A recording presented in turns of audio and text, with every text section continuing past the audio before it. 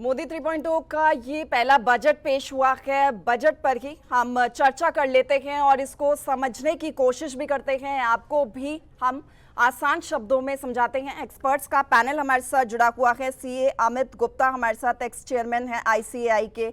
GN Mangla जी हैं, president GIA Gurugram industry association के। Sanjay Gupta economist हैं, चार्टेड अकाउंटेंट हैं। साथ ही आरसी गोयल इकोनॉमिस्ट हैं। हमारे साथ एक्सपर्ट्स का ये पैनल है जो आपको आसान शब्दों में समझाएगा कि आखिर बजट की क्या महत्व है और आपको कितना फायदा इस बजट से होने वाला है।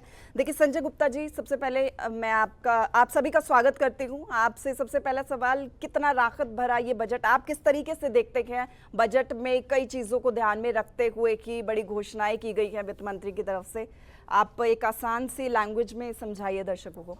बजट के अंदर मोदी 3.0 गवर्नमेंट ने अपना कंप्लीट विजन जो है वो सामने रखा है कि वो 5 साल के अंदर क्या करने जा रहे हैं। जितनी उन्होंने घोषणाएं इसके अंदर की हैं वो लॉन्ग टर्म को देखते हुए करी हैं, चाहे वो एम्प्लॉयमेंट स्कीम हो, चाहे वो इंफ्रा के ऊपर उन्होंने 11,11,000 करोड़ रुपए का जो एक्सपेंडिचर का बजट रखा है वो भी अपने आप में काफ़ी बेहतर है।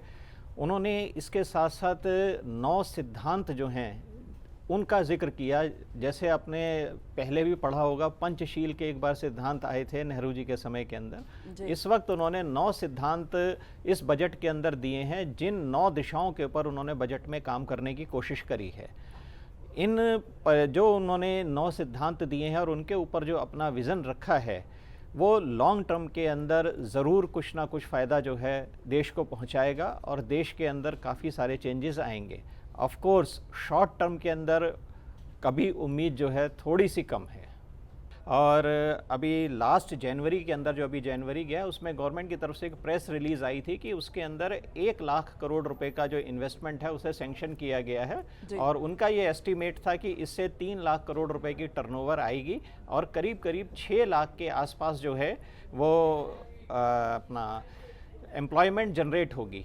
लेकिन हमारी ये उम्मीद थी कि उसके अंदर जो भी इंडस्ट्री ली गई हैं वो बेसिकली हाई टेक इंडस्ट्रीज़ हैं जिसके अंदर की लेबर इंटेंसिव काम नहीं है। हमारी ये उम्मीद थी कि इस बार जो है एटलीस्ट पीएलआई स्कीम के अंदर 1 से 2 नई इंडस्ट्री लाई जाती जिनके अंदर लेबर इंटेंसिव जो है वर्क होता, कि जिससे एम्प्लॉयमेंट ज़्यादा जनरेट हो। आपने 1 लाख करोड़ की इन्वेस्टमेंट पे खाली 6 लाख का एम्प्लॉयमेंट जो है वो जनरेट किया।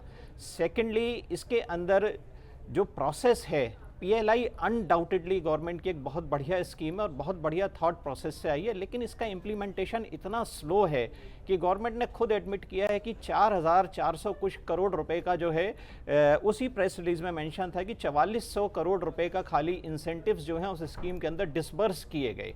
ये बड़ा मिनिक्यूल अमाउंट है, इससे इंडस्ट्रीज़ का डिले हो रहा है। सेकेंडली, उस स्कीम के अंदर जो अप्रूवल का प्रोसेस है, हमें ये उम्मीद थी कि इस बार कुछ अप्रूवल के प्रोसेसेस को वो स्लो डाउन करेंगे और कुछ उन्हें फास्टर मोड के ऊपर ले जाएंगे, लेकिन ऐसा कोई भी मेंशन जो है वित्त मंत्री महोदया ने अपने विजन स्टेटमेंट में नहीं किया है। जब तक वो उसके अप्रूवल प्रोसेस को फास्ट ट्रैक नहीं करेंगे तो वो इंडस्ट्री हब जो है वो किस तरीके से क्रिएट हो पाएगा। सेकेंडली, मैं टच करता हूँ आपके एमएसएमई पार्ट को। हमारे मित्र ने बिल्कुल ठीक कहा कि एमएसएमई के बारे में बहुत सारी घोषणाएं जो हैं इस हमारे बजट के अंदर की गई हैं, जिसके अंदर क्रेडिट गारंटी स्कीम है और विदाउट कोलेट्रल के आपको लोन मिल सकता है। मैं आपका ध्यान 2 से 3 चीज़ों की तरफ ले जाना चाहता हूँ। सबसे पहला, जो सबसे बड़ा इशू अभी रिसेंट में चल रहा था, वो इनकम टैक्स की एक धारा थी 43BH, जिसके अंदर एमएसएमई को 45 दिन की पेमेंट के ऊपर जो इशू लगातार चल रहा था। गवर्नमेंट अपनी तरफ से इस धारा को इसलिए लाई थी कि ताकि एमएसएमई को फ़ायदा मिल सके और उनकी पेमेंट्स जो हैं जल्दी रिलीज़ हो सकें। लेकिन इसका एक नेगेटिव इम्पैक्ट काफ़ी ट्रेड्स के ऊपर आया, पर्टिकुलरली जो गारमेंट का ट्रेड्स था, कपड़े का ट्रेड है, जिन ट्रेड्स के अंदर नॉर्मल जो बिज़नेस कंडीशंस हैं वो 6 से 12 महीने के जो है पेमेंट साइकिल्स हो जाती हैं, उसके अंदर इनको कंप्लाई करना नेक्स्ट टू इम्पॉसिबल हो गया था। इधर वित्त मंत्री जी ने भी ये ऐसा हिंट दिया था कि इसके ऊपर कुछ रिलैक्सेशन जो है बजट के अंदर आएगा ताकि इंडस्ट्री जो है वो सस्टेन कर सके, लेकिन अनफॉर्चुनेटली उस धारा को वित्त मंत्री जी ने अपने इस बजट के अंदर टच नहीं किया है।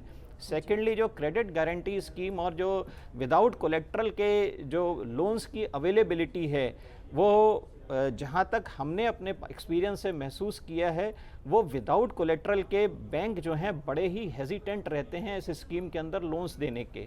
मेरी आपकी चैनल के माध्यम से वित्त मंत्री जी से प्रार्थना है कि उसे एक्सपेडाइट करने के लिए बैंक्स के अंदर एक स्पेशल सेल बनाई जाए, ताकि वो रियल बेनिफिट जो है वो एमएसएमई सेक्टर को मिल सके।